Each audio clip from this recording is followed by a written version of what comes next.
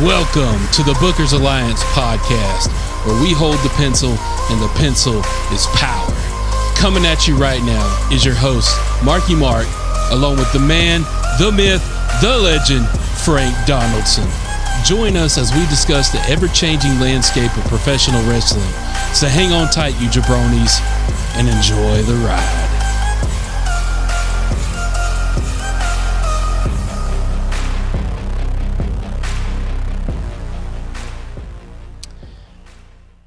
Hello, everybody. Welcome to the Bookers Alliance podcast. This is your host, Marky Mark, with co-host Frank Donaldson here. Come on into the building, grab yourself a ringside seat here, and we got to address some things and get some things out of the way here. Yeah, let us talk to you. So, seems like at the end of the last episode, we had some passions run wild, and things got to the best of us, and had to take a week off. Yeah, we had to let cooler heads prevail sometimes. We had to do some soul searching here. Oh yeah. So first off, we apologize. We apologize to our fans. We apologize, and absolutely, we don't mean to short you guys any content. Just again, everything was real high pitched. So we just had to bring it down a notch. Producer kind of told us, hey, separate corners. One of those kind of things. So just had to bring it down a notch. Had to all get together, have a conversation. Make sure everybody's on the same page. Well, first, we got to let you guys know we don't typically condone violence. We don't want that out in the ether. We don't want kids that are listening or anybody that may be influenced by any way, to think that, hey, just because you don't get along, you got to, turn on each other and resort to, and condone violence. We don't do that. That doesn't mean we don't resort to violence, though, right? True. So... hey, we were getting, the energy was going, the alcohol was flowing, and, we got fired up and we're both passionate. So, a little bit of violence ensued. So, I'm just saying, all y'all pod brothers out there, that be calling us out, got our names in your mouth and whatnot. Just let it be known that, again, we don't condone violence, but that don't mean we don't resort to it.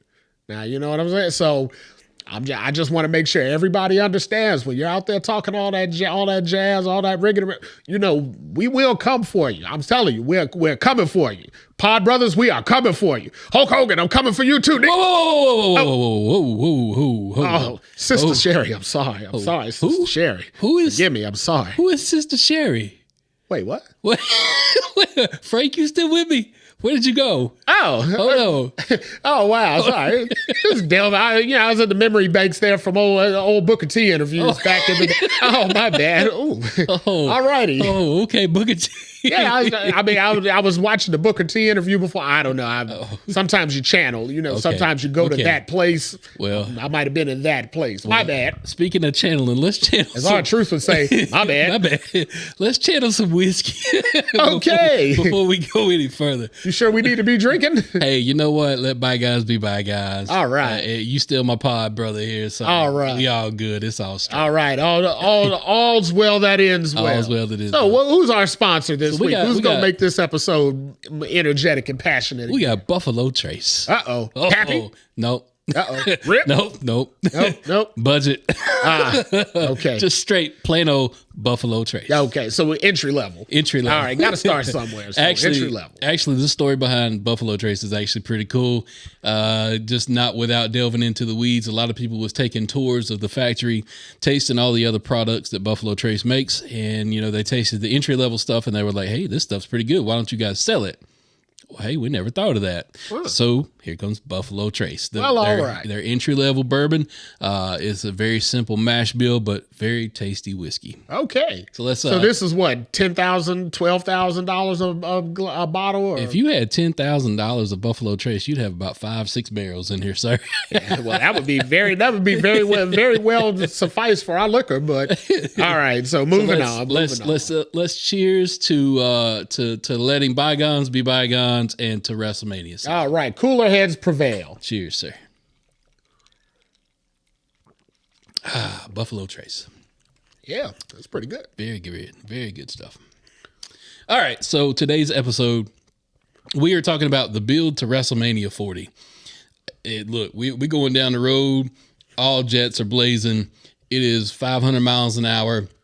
And good God, do we got some mess going on between Cody, Seth, and the Bloodline. Oh, yeah. So Holy since crap. that's what brought all the energy a couple of weeks ago, we figured, hell, we just dive into it 2 feet deep. So ain't no point in holding back on it. Let's just lay it all out there, leave it all on the table. Let's get it all out now. So that way, since we've agreed that cooler heads will prevail, we've cracked open our drink. I feel like this will be a good conversation. So let's just leave it all out there. Give me everything you got. Absolutely. So the way that... Just no crying. No please. crying. We can't have any crybabies on this episode. Can't cry. No, not at all. No Johnsons either. No, and we can't talk about nobody's mama.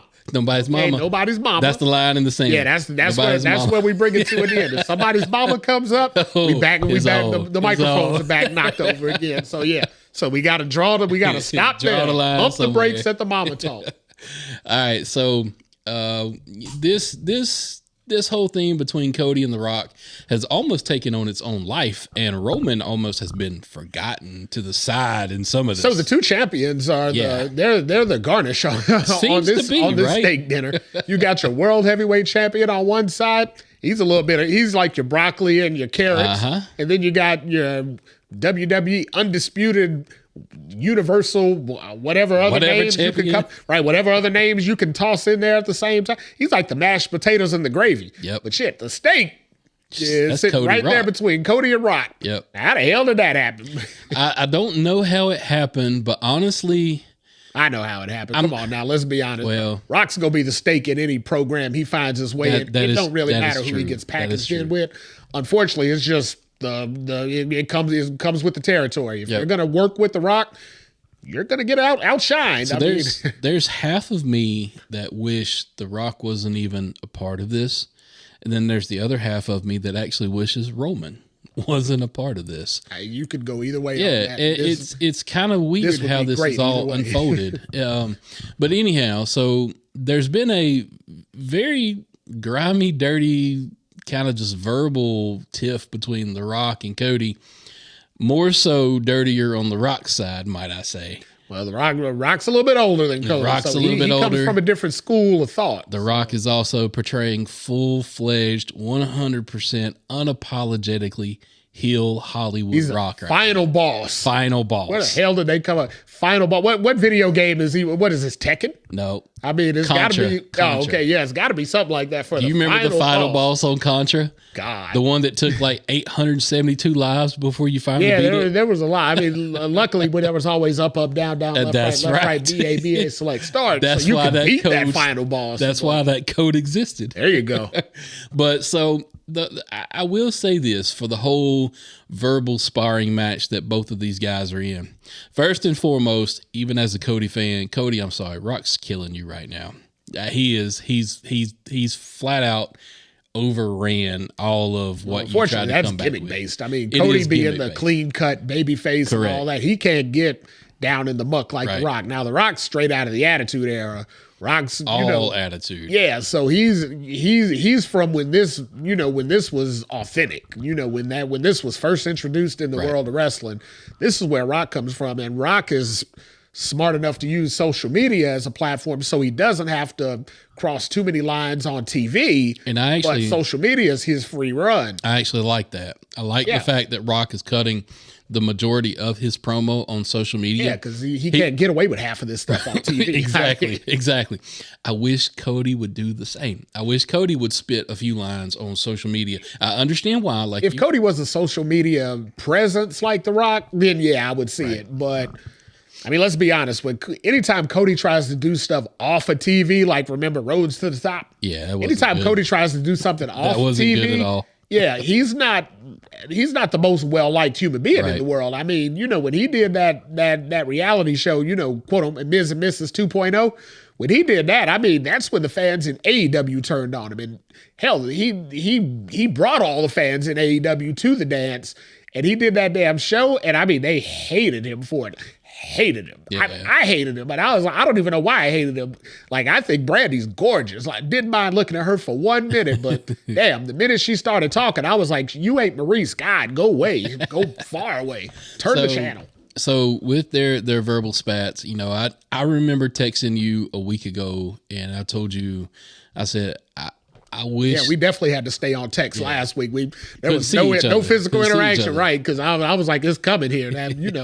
And, but I know you didn't want no more of what you had gotten like 2 weeks ago. So I know you didn't want no See, more. here we go. We're going to escalate again. I'm going to have to finish it like I did last time. Yeah, what's that? Leaving? Walking out? There you go. Damn right. And sometimes that has to happen. It has to happen. I'll finish the show for you guys. I'll hold it down here, drunk as hell. But you know, I remember telling you I wish they would just take the cuffs off of Cody. Yeah. And let him respond the way that The Rock is challenging him, because that was missing. That wasn't only felt by me. That was felt by others. Busted Open called that out. The fact that he needed to get, you know, a little bit more gritty with his response to The Rock. Yeah. And this past Monday night, he got there. As a fan, I'm glad he got there, but it wasn't enough, in my opinion. So here's the thing, right? Everybody knows this is definitely the Attitude Era. It's the person, you know, amped up to like 100. Right. That's what they always say. That's where the best character is. So The Rock character is just Dwayne Johnson amped up to like 100. Right.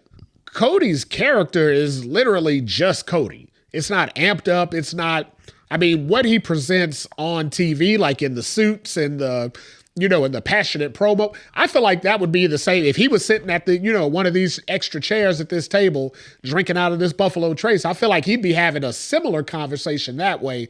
There is no amped up out of him. So let me get this point across before I forget it. Other people in other podcasts have made points like this, but I'm going to go a little different direction than some of the other things that have been said. First and foremost, I do like the fact that he got a little gritty. I know a lot of people are saying they wish Cody wouldn't even go there because they don't want him stooping down to Rock's level. Yeah. I don't agree with that. I think you've got to get on the Rock's level to even compare or match up to the Rock. You at least got to attempt to, or you're going to get run over. Yeah. Unfortunately, that's just par for the course. So where I wish Cody would have went a little bit different, it would have been some physical altercation last night with the Bloodline. And I'm not talking about Jimmy. I'm not talking about Solo when they did their little run-in spot. I'm talking about beat down Paul. They can't touch Paul. Paul's going in the Hall this year. Doesn't matter. Can't have Paul fading an injury going into the Hall of Fame. Paul's got to stay untouched this year. He wouldn't have faded. It wouldn't have been anything like that. But where I wanted to see it go one step further was he told Paul something that a lot of people were saying about Cody when he was in AEW towards that last little bit of run that Cody did. What was that, Boo? No, the Homelander. The Homelander. Oh, yeah. When he said, I will go full Homelander on you and rip out your throat. Yeah, everybody was saying that with his garb and his outfit. All he would have had to do to Paul was bring him into that ring by his tie. Paul didn't have a tie on last night. He should have had. Did you notice that? He should have. Ever since Paul got noticed, got noted as Hall of Fame, Paul's been going rogue on his uniform and everything. If he would have just reached through that rope and kind of grabbed him by the shirt, whatever, and drug him into the ring and finished that conversation with his hands on Paul and in his face, eye to eye, that would have been the icing on the cake for me. That would have set the tone of like, okay, Cody is snapped. He's coming unhinged. Mm-hmm. And maybe they could have played into that a little bit more going, oh, The Rock's got him. You know, The Rock's got him unhinged. He's not going to be on his game now. He's a little bit off kilter. And then Cody could have added more to that going, yeah, but this is the Cody you don't know.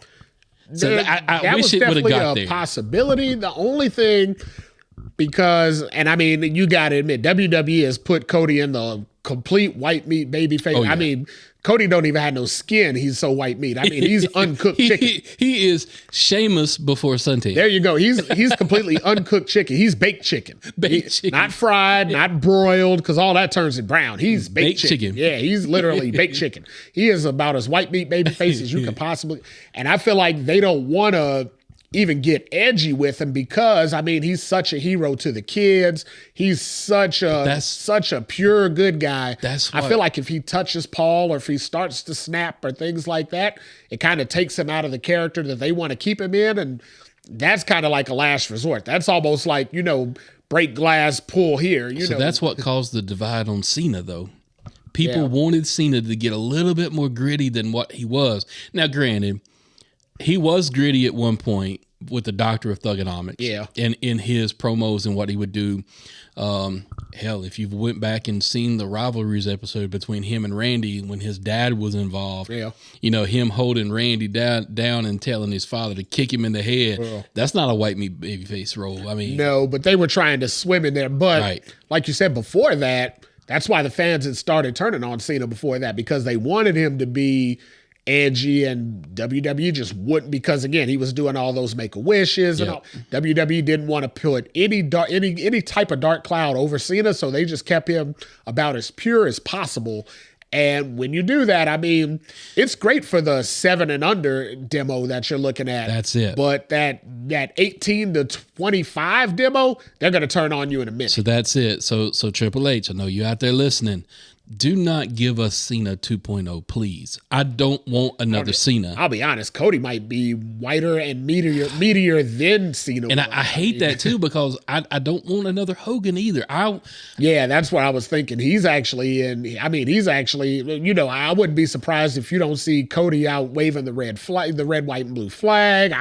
Cody is they want to make him the face of the company on every level, but he's got to be the purest of pure to be this. And that's going to be a bit of trouble, trying to verbally joust with The Rock. And maybe that's because I come up through the Attitude Era. You know, that's what I want to see, though. I want to see Cody. He doesn't have to be that way always. It doesn't have to be that. But right now, in this verbal battle with The Rock, to me, it's needed. He needs to be that gritty.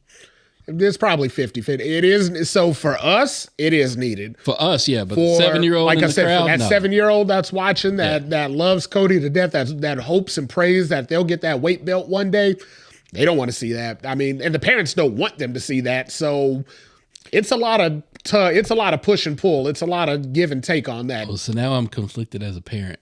Yeah, I was gonna say now think about your daughter. If Cody, if your she's daughter's 6.5, if she's a Cody fan, if she loves Cody, and then Cody's out there talking about LDS and all this other, if he's doing all that, so her favorite isn't Cody though. Her favorite is LA Knight. Well, so what does that say about my daughter? Well, that's a different conversation for a different day. So that's a whole parenting podcast. Parenting and child psychology. I don't know if our listeners, let us know on social media platforms, am I a good dad or bad dad?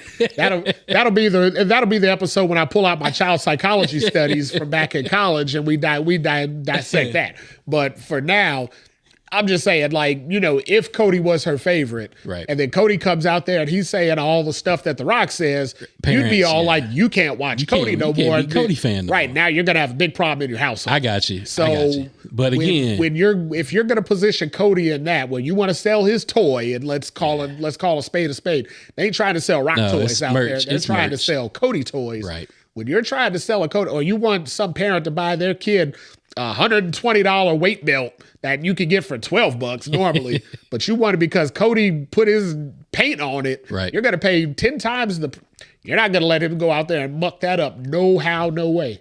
Rock be damned. So the other pieces of this puzzle, we've got to talk about them. The side on the sides to our steak. We got to talk about Seth. We got to talk about Roman. Do we? Well, so first thing first, though. Do we? I mean, we don't, but we do. Do we? So with Roman, all right, so we all know by now, there is no denying that first and foremost, Rock and Roman are going over in the tag match. They've teased this Bloodlines rules match so much that if somehow or another we don't get paid off that, the hell, you want to talk about a pissed off set of people in the stands on Sunday night. Yeah. Good Lord. I mean, they'd Brock Lesnar Goldberg that match immediately. So I heard somebody else bring up something though last night. I was listening to Fightful, and they talked about, God forbid, if one of these jokers gets hurt on night one. So I've heard conversation about that too. I don't know what we're in store for night one. I don't know if they're putting it in first gear and that's as far as we're going to get. I think they're going to take it easy, but I hope they don't, because it might go a little crazy. But if it does, I feel like there's going to be a lot of outside interference. Yeah, and that's who's going to take a lot of your bumps. You're going to see some Uso bumps. You're going to see some Sami Zayn bumps. I don't see Cody trying to do a moonsault off the cage or nothing like that. You ain't going to see Roman going through a plate glass window. It ain't going to be Sting's last match. That ain't going to happen. And if it does happen, like I said, it'll be all your outside interference. They're going to take those bumps. Yep. Jimmy Uso, you better bring your working boots that night, son, because you're going to take a lot of ass. Solo and Jay and y'all going to take all the ass whooping that night, because if there's any risk of injury, they're taking it. I mean, Rock ain't taking it, because hell, Rock's got a whole different life to go to. Cody, Roman, and Seth all got to wrestle the next night. Yep. So everybody's in first gear. Like I said, they're going to bring in their extras. They're going to do the work. They're going to be the bump men for the night. They'll make it look decent, but like you said, you can't risk injury. Yeah, you can feign an injury though. Now I've heard a lot of people mentioning. I could see Cody going into his match with Roman with some sort of quote unquote. I've heard injury. the same thing said about Seth. I heard that they said they could exploit one of his fragile body parts and just say he was injured, which gives them a good out for why either one of them would have to. Because then Drew might beat him clean, but it's not clean. Yeah. He was injured because he wrestled the night before, and Drew says he wants him at 100%, but Drew said last night he said he'll wheel him in a wheelchair if he has to. But they got to pick a match to do that on, because they can't do it on both. Can't do it on both. Can't you though? I mean, no. What if the bloodline just complete? That's the whole thing wrong with AEW and 5,011 super kicks. Right, but what if they the whole show? What if it's like I don't know 7-on-2 where everybody just decimates those two guys, and then they're both hurt coming into the next night. I mean, you can do it, but you can't have both guys lose. If you do that angle, then you can't have Cody and Seth lose, because at that point it's a foregone conclusion. But you also can't. You can't let everybody come into that match completely healthy after wrestling the night before. Otherwise, it's like, well, hell, if you guys can wrestle every night, why are we only seeing Roman wrestle 3 times a year? So let me ask you this. Do you believe that Seth was the right person to put in this tag match with Cody? I have another person. By process of elimination, yes. I have another person I would have rather seen. I don't see where anybody else would be valid, only because of how they worked Seth into that angle of trying to pull Cody out of the main event to get him to wrestle him. That kind of painted him into a corner where they didn't really have anywhere else to go. But I agree. I agree. With that angle, Seth makes sense. Yeah. I honestly would have rather seen Jay be his tag partner in this. I like that better. And then Jay turns on Cody to allow Rock and Roman to win, and then it be bloodline rules for their match. Nothing said that's still in the possibility. I wouldn't even be surprised if Jay cost Cody the match against Roman on Sunday night. Could happen. That's kind of one of the things that I think they're holding in their back pocket for. And let me also say this now. Since we're at peace. Yeah. Since we're at peace, let me say this. Don't lose that train of thought, though, because I got a different rebuttal for it, though. But being that we are at peace, I'm not going to watch WrestleMania and be totally mad if Cody loses, because we've talked about it in the past. I see the upside on him losing and where this could go, but I also realize the fact that I'm better off going into WrestleMania to enjoy it and not know than to go into WrestleMania and be a uber fan and want something to happen. Yeah. Because, like last year. Because you kind of walked into last year just knowing that it was going to happen. And I sat right here on this station.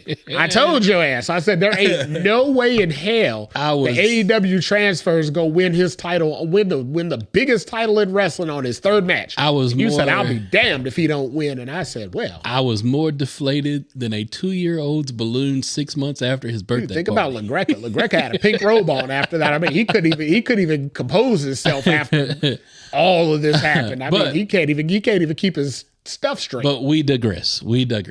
But yeah, I really do feel like Jay could have been a better dance partner for Cody had that angle with the belt and Seth not happen.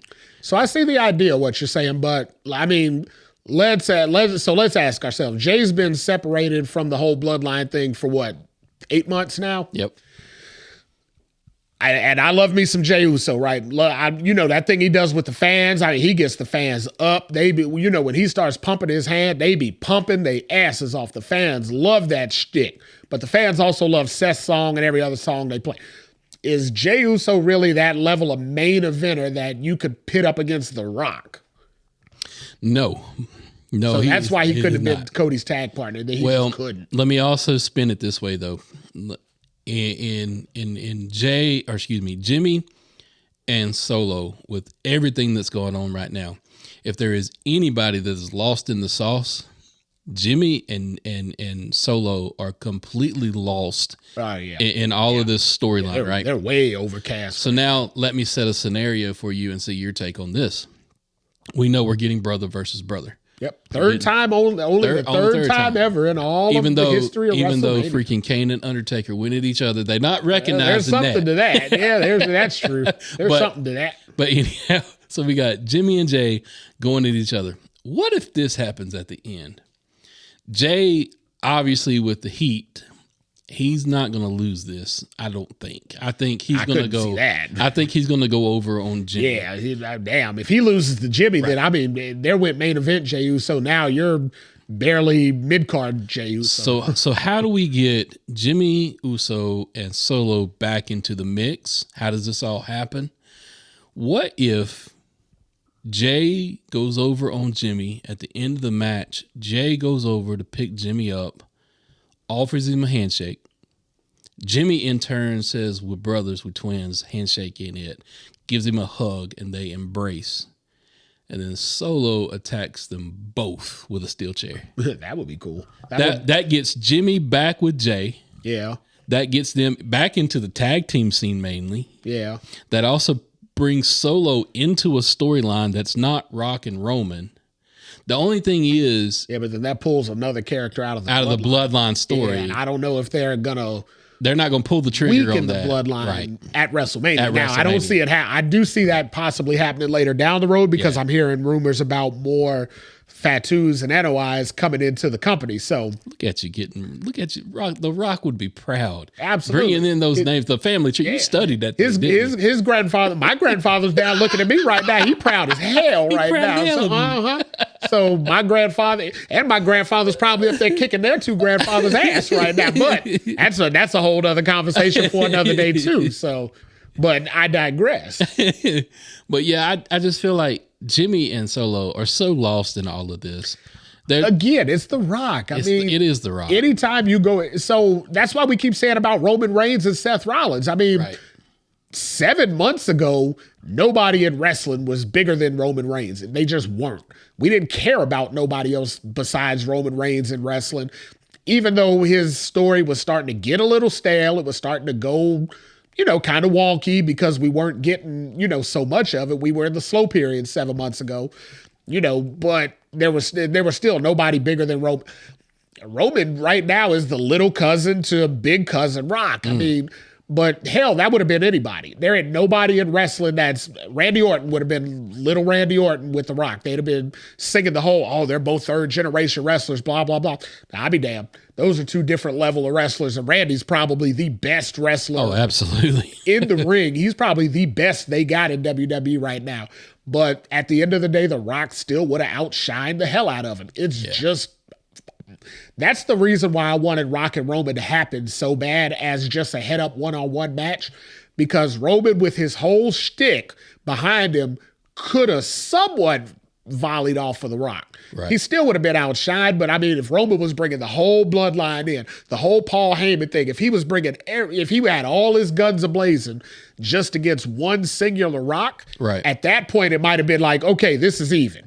But now that you done put The Rock in with who was already the biggest actor in wrestling, well, shit. Where do you go from here? I mean, you took the biggest thing in wrestling against the biggest babyface you got. Well, then you brought in like let's say we're dealing with Earth and Mars and the moon. Well, now you just brought in the damn sun. I mean, what the hell? He's burning them all up, which is what would happen if all those planets collided with the sun. It rocks the sun, and he's burning all those guys up, and that's just par for the course. A lot of people are saying too they don't want The Rock to turn back babyface after all this. No, because they're having too much fun with him being free Rock. I mean, dude, the Rock concert Friday night was amazing. Exactly. We don't want Rock to come out there and start kissing babies and and kissing up to the fans and I'm gonna go out and party in your town tonight. No, hell no. We want to hear him talking about them drunk, horny chicks that he's talking to. That's a whole world of different Rock. Your crackhead Karens and your meth head Marys. Right. That's the kind of Rock that's the Rock that I grew up on. Exactly. That's the Rock that feels more like me. I mean, we talk about on this show all the time how reserved I have to be so I don't go off the hinges and fly off the rails. You talking about your Booker T slip there? Exactly. Stuff like that. I mean, people who know me, that's me more often than not, right? Yeah. I mean, I'm lewd, I'm crude, I'm rude, all that stuff. If it's meant to be said, damn it, I'm gonna say it because I think it's funny and it needs to be said. Rock's the same way. Rock uses whatever language he feels. He uses whatever words he thinks are appropriate because he feels it and because, let's be honest, it's funny to him. I mean, and there's only a few people, that can hang with The Rock on the mic. There's only a few. And unfortunately, a small few. Those people aren't in the business. We got one that's halfway in, halfway out. There you go. Cena. Yeah. Cena can hang with The Rock. Stone Cold can hang with The Rock. Yeah. I feel like Roman might have been able to if they let Roman just go. Because again, we talked about this on a previous episode. Remember when Cena owned Roman on the mic once, and Roman kind of flipped a switch after that. Roman started doing a different shtick after. I think his current character, though, as the tribal chief, that's kind of beneath him in a way, because if you want to see him verbalize somebody that bad, honestly, he's playing the Godfather role. So he would almost have somebody else do it for him. Well, that's kind of that would have to be Paul, because Paul's the exactly. Paul could volley with The Rock. Yeah, Paul could. Yeah, Paul could definitely. Paul and Roman together could volley with The Rock. There's nobody that Paul couldn't get in there. No, with. Paul has got the gift of gab. He's the talker of talkers. Yeah. So 10 years ago, Cena, though, 10 years ago, Cena was owning The Rock. Now, there were a lot of, when he called him out for having his promo written on his wrist and all that. Yeah. Cena was hitting, but see, that's what Cody can't do. Yeah. Cena was hitting below the belt because Cena had kind of found himself in the heel role in that, right?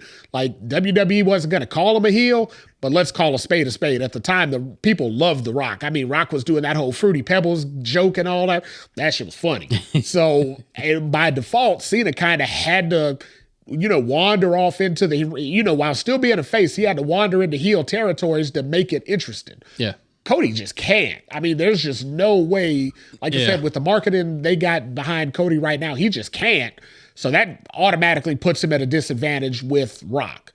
Roman doesn't have that because Roman's selling merch because of the stuff he says. That whole God mode thing and all that. Levels above. Yeah, if he started having that kind of conversation against The Rock, it would hold enough weight in wrestling that he could get away with it. They could bring in other people from the bloodline. They could bring in Rikishi. They could bring in Sika. They could, Roman's father. They could bring in these people that could back Roman to make him be equal to The Rock.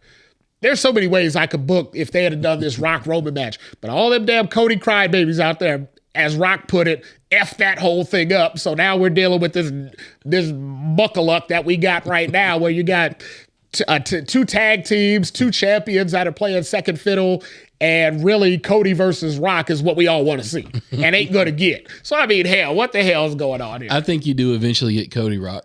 Yeah, that's going to have to get pushed. I think it happens at SummerSlam. So that match is way too big for SummerSlam. The only way that can happen at SummerSlam is if it's going to be Roman Rock next year at WrestleMania. I don't know. I think they're starting to view all of their PLEs, and this is just my take. You may disagree, but that's what makes this fun. They're starting to view all their PLEs on the levels of WrestleMania. I don't know about that. Let me justify it by saying this. On the levels of gate attendance, they're kind of the same, depending on the venue. I disagree because WrestleMania is 2 nights. Well, see that. So if that's you factor a different in, story. Right now, WrestleMania has sold 165,000 tickets right now. Nobody's going to sell that, right? So, but I'm Clash at the about, Castle ain't selling 160,000 tickets.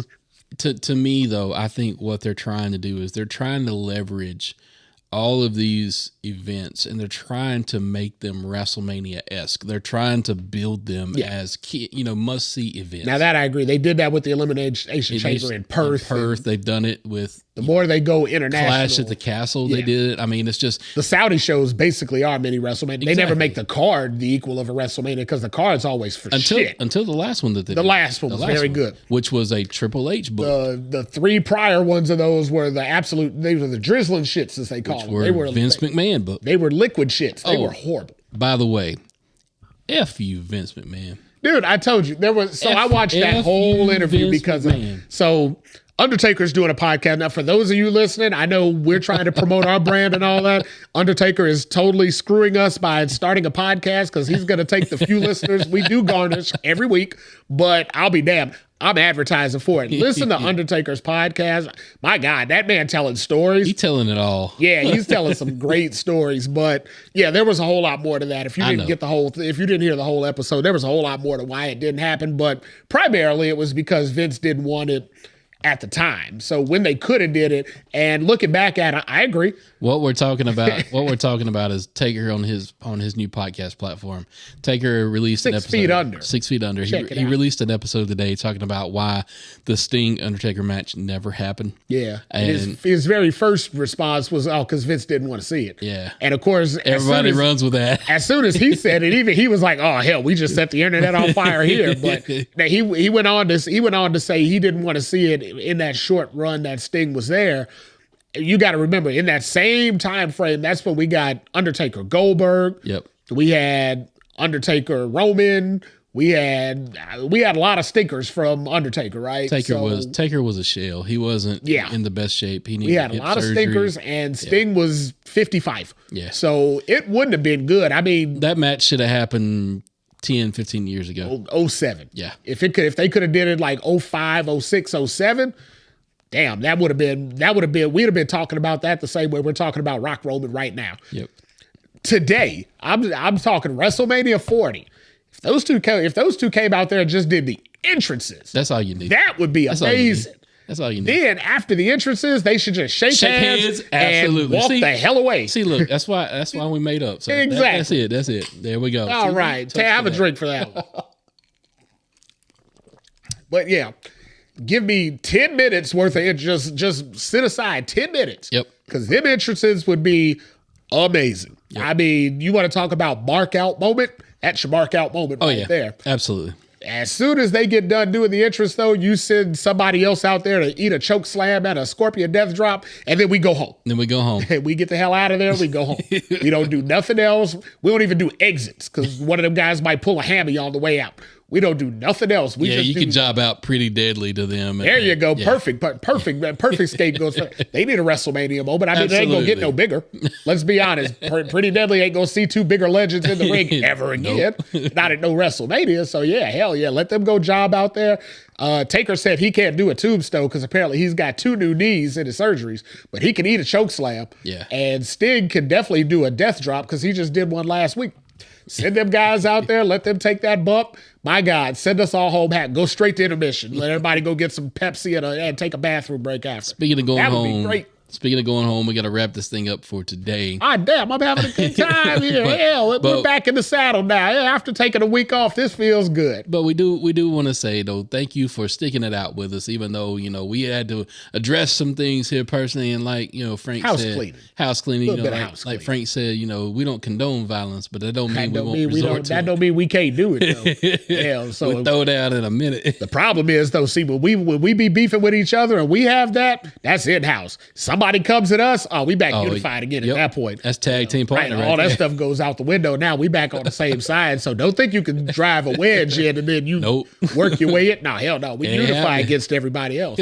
What is it? Us against the world. Us against the world. We all we got. Yeah, we all we got in this podcast. How many more taglines can we run from movies? Hell, I got them all day long. I give you one-liners. You think Rock got some one-liners? I run Rock ragged with all my one-liners out here. Mollywop that boy. Mollywop. There exactly. you go. You just got mollywop. There you go. All right, so we're going to continue our build in our next episodes. We're going to talk about some of the other matches. You know, y'all. There's other matches? Yeah. I was about to say, y'all know, how in the world we spend 40 minutes talking about one story? Because it's that damn good. It's just that damn good. We're 5 years into this story as a whole, sorry. Yep. But thank you for listening to today's podcast. Go out on our social media platforms. Let us know your thoughts. Who do you think is going to come out of this? What are you enjoying? What do you wish was different? Tell us what you think. And with that, we appreciate you listening and we bid you adieu. Deuces. Today's podcast was produced by SBP. You can find our podcast on all major podcast platforms. Also, connect with us on our social media accounts. Search for The Bookers Alliance on Facebook, Instagram, YouTube, and X.